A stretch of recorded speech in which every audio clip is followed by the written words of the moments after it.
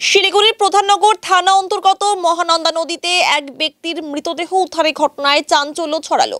মৃতের নাম সুরেশ বর্মন। ৪৫ নম্বর ওয়ার্ডের বাঘাযতীন পিডব্লিউডি লেনের বাসিন্দা ছিলেন তিনি।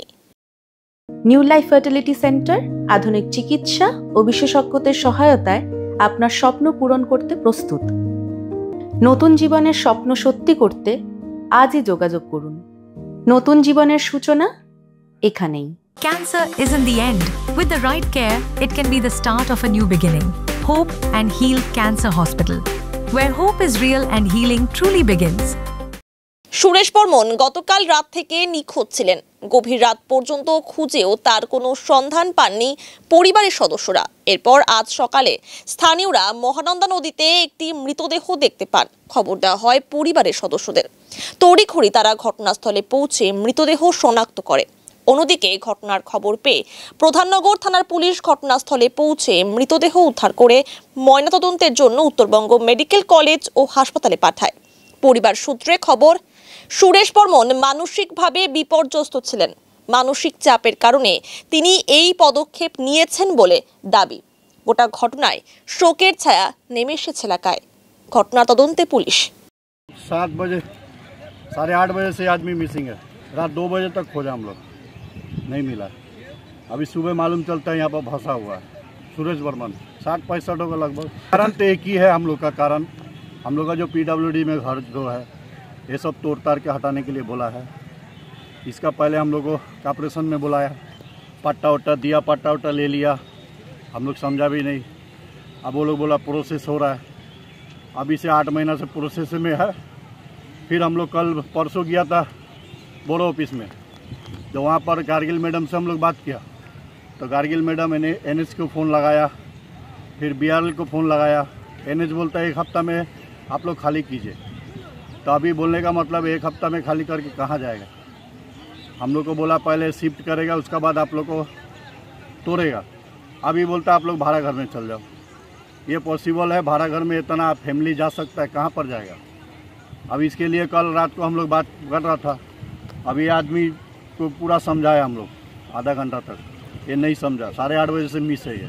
सुबह आके देखता डेड बॉडी मिला है, उनसे मरा है। और कोई तो टेंशन है नहीं। इसका घर में खाने का पीने का सब कुछ, कोई प्रॉब्लम नहीं है। फैमिली में बेटा है, बहू है, बीवी है, सभी है। हम लोग अब 2 घर छोड़ के तीसरा घर है। कोई भी प्रॉब्लम होता है हम लोग एक साथ बैठता है। लेकिन कल ऐसा हुआ, ये आके अपने से क्या किया नहीं किया ऐसा रहने से डेली एक आदमी मरेगा। কি হয়েছিল কি, আমাদের এই PW ল্যান্ড তো অনেকদিন ধরে ভাঙবে বলছে। এই 3 দিন আগে এসে বলে গেছে 7 দিনের মধ্যে খালি করতে।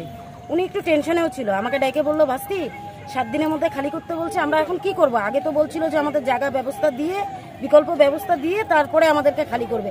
এখন তো আমাদের কোনো কিছুই বিকল্প ব্যবস্থাও নেই, কেউ আসছেও না, কেউ কোনো কথাও বলতেছে না। এখন আমি কি করব, এই বউ বাচ্চা নিয়ে ঘর সংসার নিয়ে আমরা কোথায় যাব, কি করে খাবো। উনির এইটা একটা টেনশন ছিল।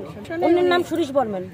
কালকে রাতে 9টার পরের থেকে উনি 8:30 পৌনে 9টার দিকে আমার বাড়িতেই গেছিল।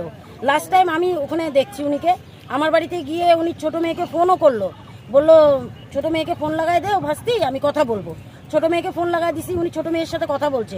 কথাটা বলে তারপরে বাড়ি ঢুকছে, বাড়ি গিয়ে নাম্বারটা রাখছে। তারপরে উনি বেড়ে আসছিল, 2-3 জন দেখছে।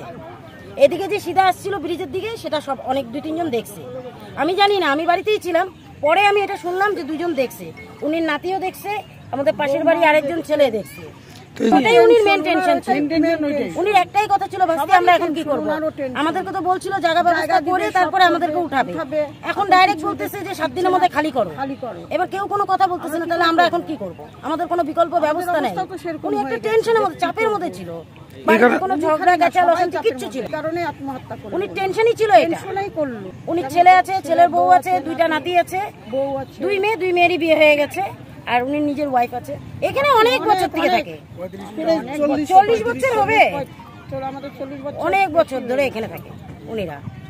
কালকে রাত্রেবেলা থেকে একটু আগে এখান থেকে কেউ একজন ফোন করে বললো যে কাউকে দেখা যাচ্ছে এরকম নদীতে।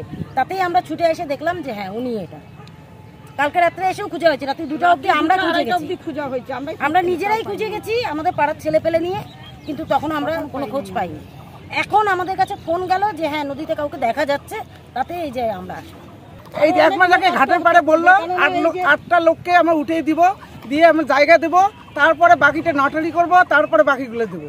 তাহলে কি হলো, এখন দেখছি যে এখন দিতে পারবো না, কাগজ জমা হয়েছে, যখন পাবা এখন ভাড়া বাড়ি চলে যাবে।